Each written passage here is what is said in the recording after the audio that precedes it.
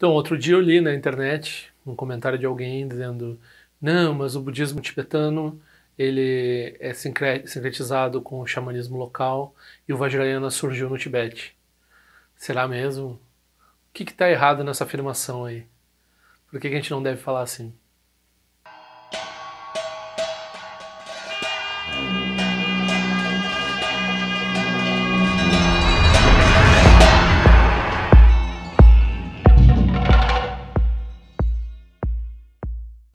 Bom, o problema aqui é um problema de exatamente o que foi sincretizado, de que forma e de quem, porque são muitas variáveis. Então, primeiro se precisa estabelecer que o budismo Vajrayana ele era praticado, sabe-se lá desde quando na Índia. Segundo o próprio budismo Vajrayana, ele não foi praticado apenas nesse kalpa, nesse período aí do surgimento do universo até o fim do universo, né? Já teve outros períodos em que outros Budas ensinaram o Vajrayana. Já ouvi de algumas pessoas dizendo também que não foi o Guru Rinpoche que introduziu o Vajrayana, que introduziu os ensinamentos Vajrayana no mundo. Não, também não é o caso, né? O Buda Shakyamuni, a maioria das tradições assume, o Buda Shakyamuni introduziu os ensinamentos Vajrayana, mas o Vajrayana é secreto, então ele não é ensinado publicamente. Por isso, não há uma disseminação tão grande dos ensinamentos Vajrayana a partir do Buda Shakyamuni. E com certeza o Guru Rinpoche difundiu, numa época mais degenerada, uma época mais difícil, difundiu essas práticas quando elas eram mais efetivas, e ele é uma das principais pessoas centrais na disseminação do Vajrayana no Tibete. Mas o Guru Rinpoche, ele nasceu, sabe-se lá, surgiu dentro de uma flor, sabe-se lá onde, meio no Afeganistão, Paquistão, e ele estudou na Índia, ele estudou em Nalanda, né? Então, a tradição tântrica do Guru Rinpoche vem dessas terras que a gente pode chamar de Udiana, né? E também da própria Universidade de Nalanda, onde não só o Guru Rinpoche, mas muitos mestres faziam prática Vajrayana. Então o Vajrayana estava vivo e funcionava muito bem dentro da Índia, pelo menos historicamente, assim, se pode datar, no mínimo século VIII, provavelmente bem antes disso, sexto, segundo. Acho que as evidências mais antigas do Tantra na Índia, Tantra que não se pode identificar bem como budista ou indiano, é do ano 500, 600 mais ou menos, e a grande força, né, atingiu do ano 800 até o ano 1000 mais ou menos. Com a invasão muçulmana, isso diminuiu bastante. Destruíram o budismo dentro da Índia, né? Então, mas que Vajrayana, né? Então a pessoa pensa, talvez fosse um Vajrayana com outros rituais ou coisas diferentes. Bom, no Tibete, o Vajrayana tem uma significação específica e tem práticas específicas, né? Agora, é muito difícil até para quem é praticante, ou até, né, a gente não estuda história quando a gente faz isso, né? Mas se a gente vai lendo as histórias dos grandes mestres do Vajrayana na Índia, a gente vê as mesmas práticas. A gente vê prática de protetores, prática de sadhana, vários tipos de prática de sadhana, vários tipos de yoga, de prática corporal e de yogas de outros tipos, vários tipos de métodos, meios hábeis de prática de visualização de deidade, estágio de desenvolvimento, estágio da consumação, vários tipos de oferendas, externas, internas e secretas, de vários tipos. Então isso tudo estava presente no Vajrayana na Índia. A pessoa cínica vai dizer que as religiões aborígenes da Índia, que a gente muitas vezes erroneamente chama de tudo de hinduísmo, né? Mas o hinduísmo propriamente não existe, mas as várias práticas do subcontinente indiano, mais institucionalizadas ou menos institucionalizadas, mais aceitas pela sociedade ou mais marginalizadas, mais ligadas a castas altas ou mais ligadas a castas baixas, toda essa variedade, essa sopa de práticas religiosas do subcontinente indiano, elas com certeza se misturaram com o budismo, né? Agora, quem veio antes, quem veio depois, hoje em dia a erudição atual acadêmica não sabe dizer.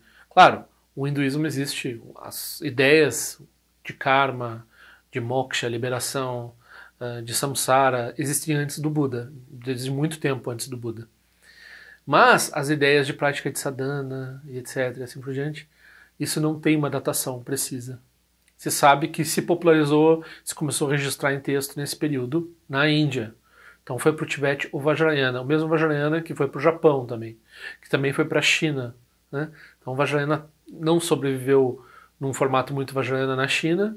No Japão ele tem um formato específico, porque certas práticas foram para o Japão. Também não sei o quanto de sincretismo aconteceu dentro do Japão com as coisas japonesas que eles tinham lá, mas no Tibete se exagera muito. Não é que não tenha havido sincretismo, mas o que as pessoas acham que é sincrético não é sincrético. É de raiz budista mesmo, ou pelo menos de tão raiz budista quanto raiz indiana normal. E até essa questão do que é hindu e o que é budista, no hinduísmo eles fagocitam todo o budismo, né? Então todo o budismo é uma forma específica de pensar o hinduísmo por um avatar específico que é o Buda. Então eles todos têm respeito pelo Buda, porque eles dizem, não, ele é nosso. Também é uma coisa que nós ensinamos lá, então tem um método próprio. É uma subescola nossa do hinduísmo, esse negócio de budismo, né? Dentro do budismo nós não dizemos isso, nós dizemos, não, no hinduísmo tem várias doutrinas errôneas e assim por diante, mas o Dzongchen Sarchen Rinpoche já falou algumas vezes, ele fagocita os hindus, então diz assim também, tudo que tem de hinduísmo já foi influenciado pelo budismo nessa altura, então tudo também faz parte, então nós assumimos tudo faz parte da nossa tradição já também. Então algumas vezes eles não têm todos os selos do Dharma, né, eles não buscam a liberação exatamente como, né, mas tem muita profundidade, eles aprenderam com a gente, nós aprendemos com eles aprenderam com a gente, então tá tudo dominado, assim, né? Ou do viés hindu, todo mundo dominado por hinduísmo, ou do viés budista, todo mundo dominado por budismo. E os mestres, no meio disso, se a gente for pegar um mestre, os Mahasiddhas, lá pelo ano 900, ano 1000, ano 1100, eles o que acontece, né? A sua adesão pública por uma escola, uma forma específica, tende a causar problemas, né? Então, essa adesão ela existe, mas ela é uma adesão interna. Externamente, a pessoa usa o que funciona. Então, não tem problema nenhum para os hindus o Virupa parecer um hindu. Ele não, na medida em que não atrapalhava a prática dele, não prejudicava os seres, ele não combatia o convencional, ele deixava o convencional seguir. E dentro desse convencional havia pessoas que acreditavam que eles eram hindus e eles deixavam. Então, se a pessoa acha que eu sou ou não sou, não estou preocupado com o rótulo que a pessoa põe em mim. E dentro disso tem vários deles que existem em tradições hindus e ao mesmo tempo existem em tradições budistas, né? Aí quando chega no Tibete, encontra uma grande resistência dessa religião nativa que tinha lá, que tinha um poder, estava envolvida com poder político institucional no Tibete naquela época também, que é essa tradição Bon. O Bon era uma religião xamânica nativa, mas ao mesmo tempo não era exatamente, ela já era institucional, né? Ela tinha uma estrutura e ela estava com uma questão verdadeira de ela ia ser vítima do imperialismo cultural budista que ia chegar lá e tirar eles do poder, tirar a voz dele, tirar a voz das deidades deles e assim por diante, né? Então, existiam práticas de sacrifício de animais e assim por diante. Aí o Guru Rinpoche chegou lá e falou assim, bom, se vocês quiserem manter essas deidades de vocês, tudo bem, mas ela não vai ter mais sacrifício de animal. E algumas dessas deidades ele convenceu de alguma forma que aqueles seres estariam agora praticando o Dharma, estariam defendendo os ensinamentos budistas também. Então, converteu eles ao budismo. Não converteu o clero, converteu as deidades, converteu o aspecto espiritual da religião ao budismo, né? Então, daí as pessoas dizem, mas então essas deidades todas que tem no budismo tântrico, no Vajrayana, elas vieram do sincretismo com a religião xamânica do Tibete. Não, são algumas, são poucas, algumas específicas. Mas a prática de protetores do Dharma e a prática de Ida, né, a prática de visualização de deidade, elas vêm do budismo que existia na Índia, na Universidade de Nalanda, e sabe-se lá desde quando, segundo o Vajrayana, do ensinamento do próprio Buda Shakyamuni, que, por exemplo, ensinou o Tantra Kalachakra, segundo o Tantra Kalachakra. O Tantra Kalachakra é um ensinamento colocado como ensinamento do Buda Shakyamuni. Algumas pessoas dizem assim, a necessidade de autenticar esse texto como uma produção do Buda, ela é uma futilidade, porque historicamente isso não se sustenta, o que é duvidoso, porque historicamente nada se sustenta em termos de Tantra, porque não havia registro escrito, e ademais demonstra-se uma necessidade essencialista de dizer que a fonte dos ensinamentos budistas era bom, mas daí também a gente pode dizer nem todo o Tantra nem foi revelado por Buda Shakyamuni, tem outros Budas que revelaram Tantras, e a prática de certos praticantes revelaram, trouxeram à tona, né, como tesouros essas revelações. De fato, quando a gente fala do Mahayana, tem vários textos do Mahayana que circulavam junto com os textos antigos do budismo antigo, né? Mas o Prajnaparamita ele surgiu como um tesouro, né? Então ele havia sido a mitopoética do Prajnaparamita é que ele foi entregue para uma classe de seres chamados Nagas, e o Nagarjuna ele foi lá e resgatou esse texto. Então, cinicamente as pessoas vão dizer, o Nagarjuna escreveu uns negócios para justificar a cara do Buda, disse que pegou lá de uns seres serpentes e não sei o quê. Mas, num certo ponto de vista, existem esses bolsões de ensinamentos que podem ser necessários no futuro e que o Buda pode ter pensado assim, não, eu vou conceder para certos seres, né, certos povos, certas coisas, essas coisas, certos ensinamentos com o tempo se tornam mais interessantes ou mais necessários, dependendo da época, das circunstâncias, né? Então o próprio Sutra do Coração, o próprio Prajnaparamita, os maiores, né, 300 versos assim por diante, eles são como tesouros revelados pelo Nagarjuna. Essa crítica, por exemplo, na tradição Nyingma existem muitos tesouros revelados. E daí as outras tradições dizem, não, mas esse negócio dá meio problema, porque, né, garantir tudo como origem no Guru Rinpoche é um essencialismo, é historicamente difícil de entender, papapá. Aí os Nyingma dizem, não, mas vem cá, isso aí é uma coisa que existe no budismo desde pelo menos Nagarjuna, né? Então Nagarjuna foi lá e encontrou uns textos, né?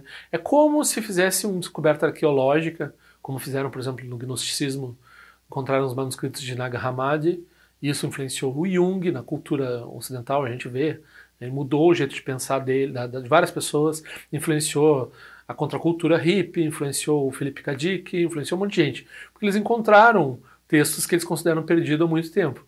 Então, da mesma forma, há tradições que seguiam secretamente, há textos que seguiam protegidos em certos nichos e que, com o tempo, eles são trazidos à tona.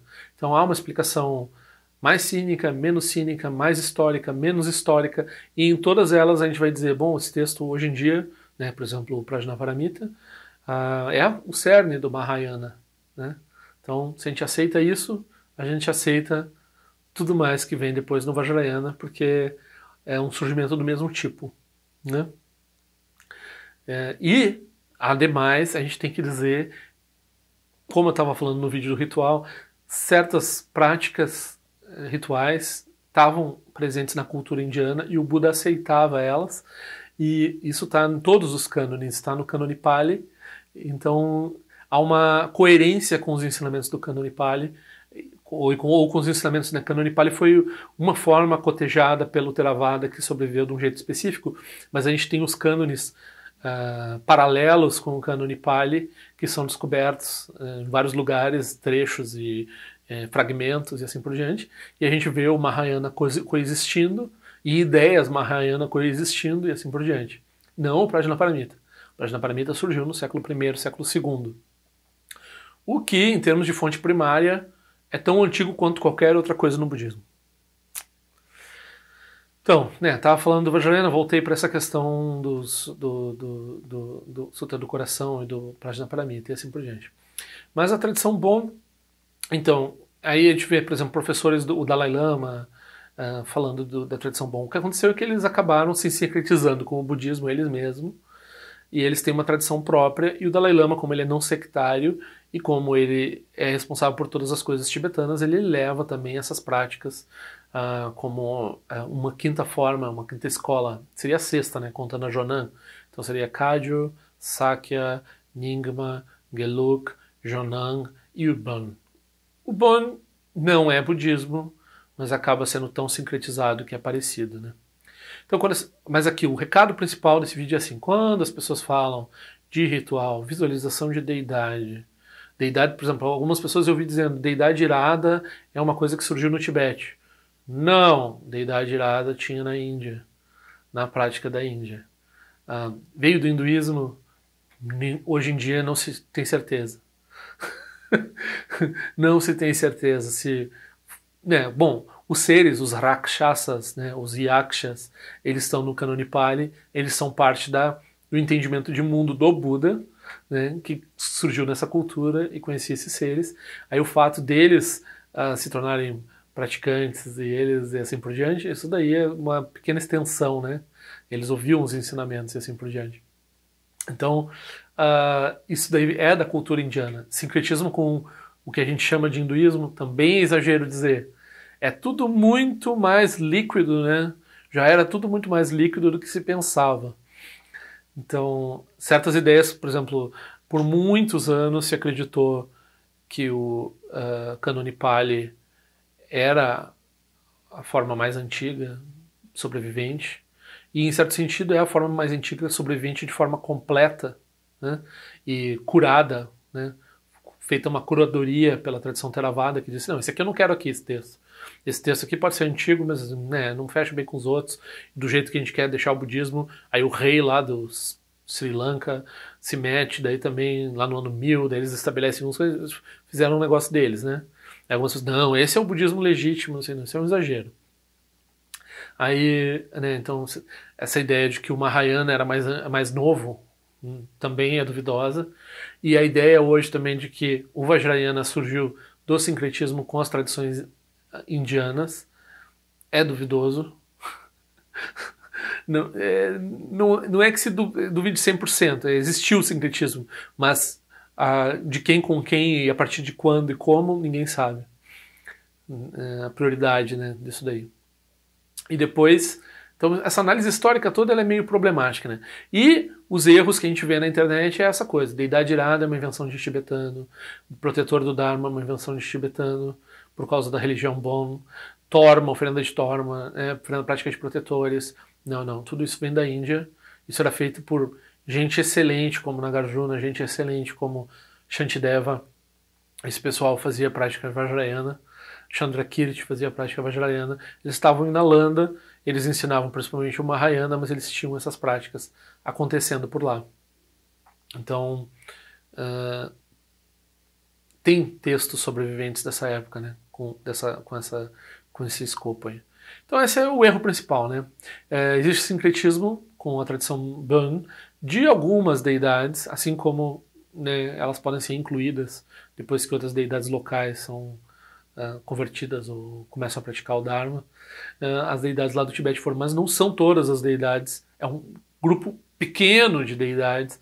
Os principais protetores seguem sendo aqueles que eram praticados na Índia, até hoje, em todos os budismos tibetanos do mundo.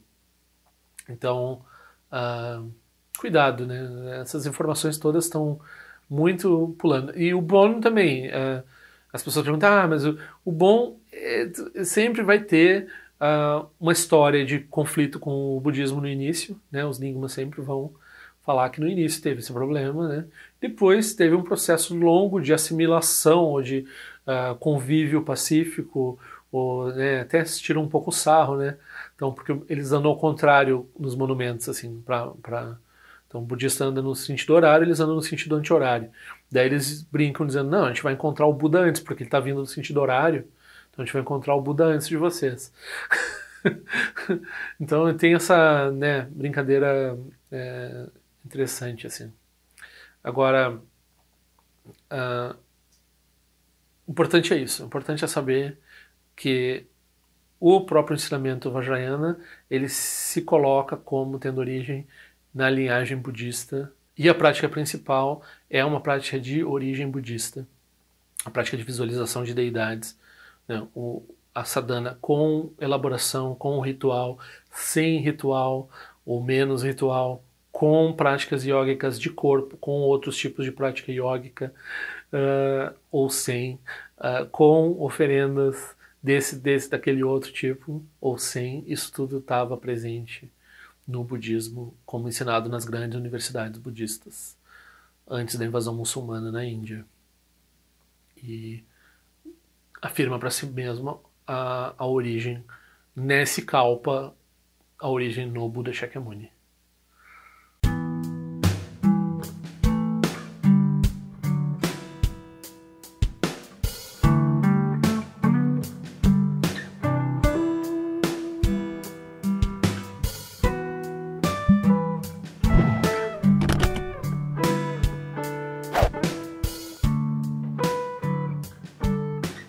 Ei, não esquece de se inscrever no meu canal, é importante para mim. Clica na sinetinha para receber a notificação e se quiser se inscreve no meu boletim informativo de forma que eu ando fazendo, o que eu ando pensando. Também para contribuir de alguma forma com esse canal, esse é o endereço. Eu espero que em breve nós nos vejamos na prática do Dharma. Ao longo de minhas muitas vidas e até este momento, todas as virtudes que tenho alcançado, inclusive o mérito gerado por esta prática e todas as que vier a conseguir, ofereço para o bem-estar dos seres cientes. Possam a doença, guerra, fome e sofrimento diminuir para todos os seres, enquanto sua sabedoria e compaixão aumentam nesta e em vidas futuras. Possa eu claramente perceber todas as experiências como sendo tão insubstanciais como o tecido do sonho durante a noite e imediatamente despertar para perceber a manifestação de sabedoria pura no surgir de cada fenômeno. Possa eu rapidamente alcançar a iluminação para trabalhar sem cessar pela liberação de todos os seres. Nirawe Korajinga Sumpanda Neoma Lundi Kwene Tirezi Wante Jinja Soiza Pekajar Produtin Joji Om Sochi Jamen Champene Jirasawa Kunchatuzi Zetai Bai Mediano Jutu Piamani Jogisa Sundatu Tem Joji Chime Kwene Pema Samba Sasora Jinjese no Pai Garjuan Shujuku Peku Kose Destintes Indar Shinju Jigmetu Jutru Panangi Wancha Tungandu Pateno Muyengi Kupamalora Sanelundu Tinleta Tutin Joji Pemeja Sum Pemeri Suji Pemetan Lati Kuzizuan Pemancho de Droma de Soji Nani Bemelunde do Joji Nenjuane Chimpote Payuri Nepadan de Basi Pechambundan Conseja Senten Joji Tusun Sanje Guru Rinpoche quando condado o Wajin Boja Barche com seu tutor da poça só depso chinji lapto so não se ngwe beje shiwa dan sampalon je do parchenjelo oma hum beza guru pe masede hun ken lo sho son de lo che zalin sa son cha papel do jo sho song nangwa da midral do sungele sho